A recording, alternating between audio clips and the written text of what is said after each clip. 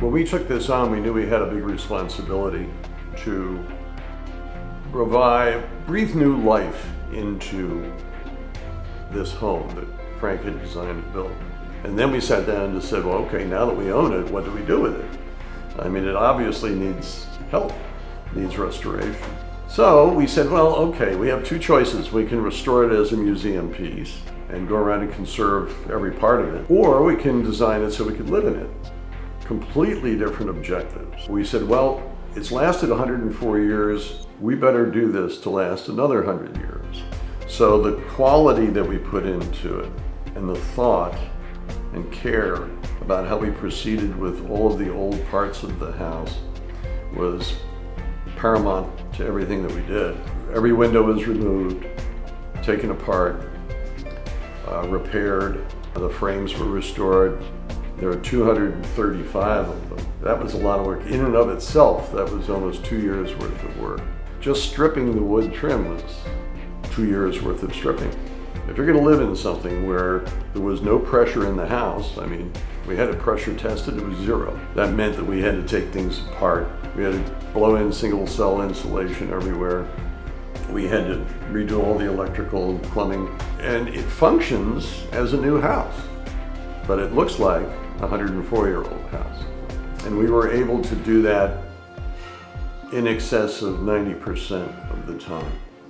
The only way we were having to go out of town was if a particular material was only available elsewhere. Other than that, it's all a Rochester production, as it was in the beginning. But the ergonomics of this, the layout, the design, the spaces, the light, the incredible number of beautiful windows and scenery that it lets in is very much leading edge today. And even I, who have worked on projects like this before, when we came in, I said, gee, 104-year-old house, how are we going to make this really livable? And it was a lot easier than you'd think.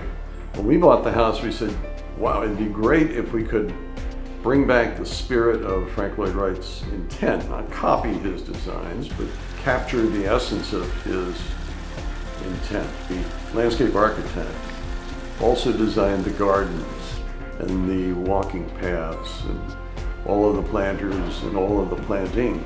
We have fish in the lily pond, and it's a very livable house. Everything in the house has been preserved where possible. The kitchen was original. When they built kitchens for the help, and in those days, they didn't really put a lot of quality into them. And cabinets had a lot of wear and a lot of age, so we preserved them. And they're on display downstairs where all other archive items are on display. So we took the design of the kitchen and we recreated it and reproduced the cabinets. Went ahead and finished off the breakfast room, which originally was maid's quarters. And that too is out of red elm. The rest of the house is all done in the oak, the original oak. From a 2012 standpoint, the house is very spacious, very easy to navigate through. It was a lot of work, but we did it because we wanted it to last, not just our lifetime, but another 100 years, so that people can enjoy it as a part of Rochester, a unique part of Rochester, New York.